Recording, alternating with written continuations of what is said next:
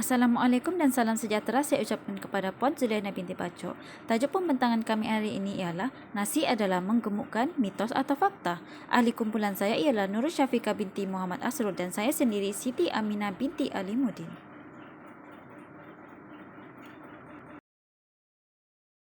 Terdapat kajian yang menyatakan bahawa jumlah relatif lemak, karbohidrat atau protein dalam diet ini tidak memberikan pengaruh yang bermakna terhadap terjadinya obesiti. Menurut Abdul Salam 2010, obesitas iaitu kegemukan adalah keadaan terdapatnya timbunan lemak berlebihan dalam tubuh. Orang yang gemuk ni adalah lebih cenderung makan apabila ingin makan, bukan makan pada saat mereka lapar. Oleh itu, kegemukan adalah disebabkan oleh faktor pola pengambilan makanan dan metabolisme dalam badan seseorang. Dan menurut Suzy Irawati, 2001, pola makanan dengan konsumsi energi berlebih dan gaya hidup sedentary iaitu kurang gerak merupakan dua faktor eksternal yang dianggap berkontribusi besar terhadap terjadinya obesitas primer. Metabolisme ni adalah kadar jumlah kalori yang dibakar oleh badan seseorang untuk mengekalkan fungsi sistem dalam badan.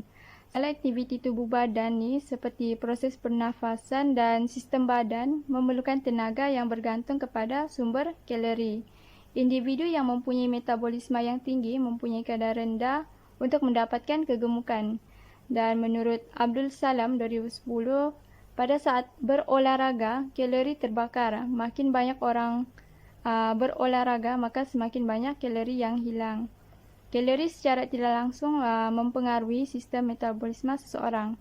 Individu ni yang melakukan aktiviti seperti bersenam adalah sangat penting dalam menurunkan berat badan kerana ia akan membakar kalori dan membantu mengatur fungsi metabolisme badan.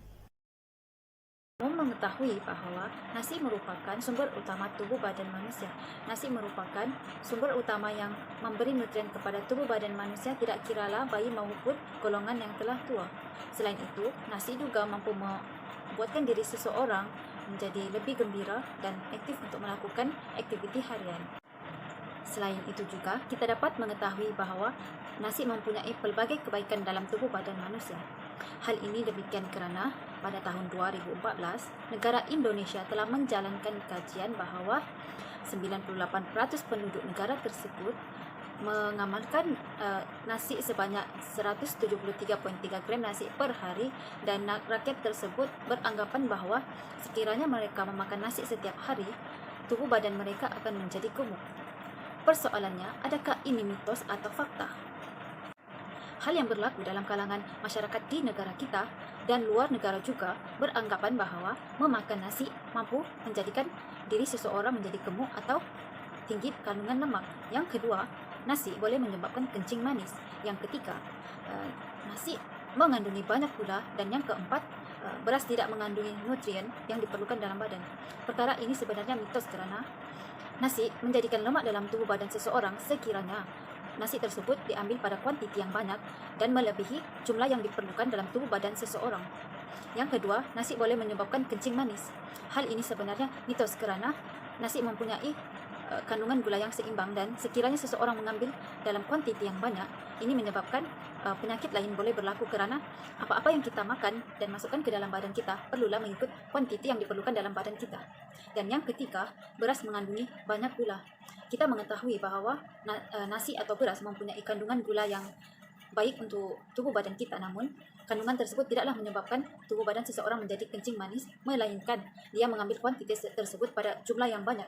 Hal ini berlaku kerana negara kita merupakan Asia yang mengalami obesiti yang tinggi kerana bukan faktor daripada memakan nasi, namun faktor yang lain seperti memakan makanan yang manis, mengambil jumlah makanan mengikut keperluan diri sendiri. Dan mereka menyalahkan nasi yang menyebabkan mereka mendapat penyakit tersebut. Dan yang terakhir ialah beras tidak mengandungi nutrien yang penting.